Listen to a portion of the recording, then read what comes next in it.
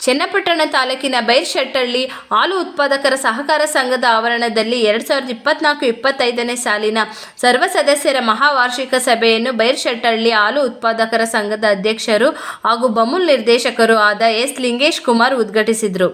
ಬಮೂಲ್ ನಿರ್ದೇಶಕ ಎಸ್ ಲಿಂಗೇಶ್ ಕುಮಾರ್ ಮಾತನಾಡಿ, ಯಾವುದೇ ಸಹಕಾರ ಸಂಘ ಆರ್ಥಿಕವಾಗಿ ಪ್ರಗತಿ ಪಥದಲ್ಲಿ ಸಾಗಬೇಕಾದರೆ ಅದಕ್ಕೆ ಸದಸ್ಯರೇ ಅಡಿಪಾಯ. ಬಮೂಲ್ ಹಾಲು ಉತ್ಪಾದಕರ ಸಂಘದ ಆಸ್ತಿ. ಸದಸ್ಯರ ಸಮಸ್ಯೆಗಳಿಗೆ ನಾನು ಮತ್ತು ಆಡಳಿತ ಮಂಡಳಿ ಹಾಗೂ ಸಿಬ್ಬಂದಿ ಪ್ರಾಮಾಣಿಕವಾಗಿ ಸ್ಪಂದಿಸುತ್ತೇವೆ ಎಂದರು. ಕಾರ್ಯಕ್ರಮದಲ್ಲಿ ಬಮೂಲ್ ವಿಸ್ತರಣಾಧಿಕಾರಿ ರಾಜು, ಸಂಘದ ಮುಖ್ಯ ಕಾರ್ಯನಿರ್ವಾಹಕ ಭದ್ರಯ್ಯ, ಸಂಘದ ಉಪಾಧ್ಯಕ್ಷ ನಾಗರಾಜು, ನಿರ್ದೇಶಕರಾದ ಲೋಕೇಶ್, ನಾಗರಾಜು, ಶಿವಣ್ಣ, ದಿನೇಶ್, ತಮ್ಮಯ್ಯ, ಎಂ ನಾಗರಾಜು, ಉಮೇಶ್, ಚಂದ್ರು, ಜಯಮ್ಮ, ಶಿವಮ್ಮ ಹಾಜರಿದ್ದರು.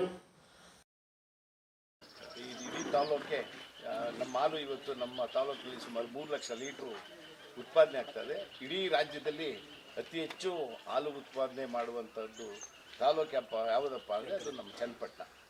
ಇವತ್ತು ಒಂದು ದಿವಸಕ್ಕೆ ಸುಮಾರು 1 ಕೋಟಿ ರೂಪಾಯಿ ಹಣ ನಮ್ಮ ತಾಲೂಕಿನ ರೈತರಿಗೆ ಬರ್ತಾಯಿದೆ. ಇವತ್ತು ಒಂದು ತಿಂಗಳಿಗೆ 30 ಕೋಟಿ ರೂಪಾಯಿಯಷ್ಟು ನಮ್ಮ ರೈತರಿಗೆ ಇವತ್ತು ನಮ್ಮ ತಾಲೂಕಿನ ರೈತರಿಗೆ ಹಣ ಬಟವಾಡೆ ಆಯ್ತದೆ.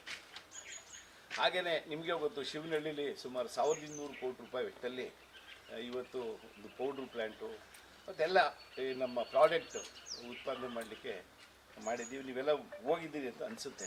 ಹೋಗಲಿಲ್ಲ ಅಂದರೆ ನಾವೇ ನಮ್ಮ ಸಂಘದಿಂದ ಒಂದ್ಸಾರಿ ಒಂದು ಟೂರ್ಗೆ ಎಲ್ಲ ನಮ್ಮ ರೈತರು ಹೋಗಿ ನೋಡಬೇಕು. ಯಾಕೆಂದರೆ ಇದು ರೈತರ ಸಂಸ್ಥೆ, ಇದು ಯಾರೇ ಒಬ್ರದ್ದು ವೈಯಕ್ತಿಕವಾದ ಆಸ್ತಿ ಅಲ್ಲ.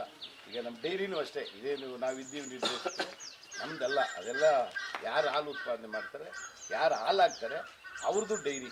ಈ ಡೈರಿಯಲ್ಲಿ ಇಡೀ ತಾಲೂಕಲ್ಲಿ ಒಕ್ಕೂಟನೂ ಅಷ್ಟೇ, ಇಡೀ ನಮ್ಮ ಬೆಂಗಳೂರು ಹಾಲು ಒಕ್ಕೂಟನೂ ಸಹಿತ ರೈತರು ಸಂಸ್ಥೆ, ರೈತರದೇ ಅದು ಆಸ್ತಿ.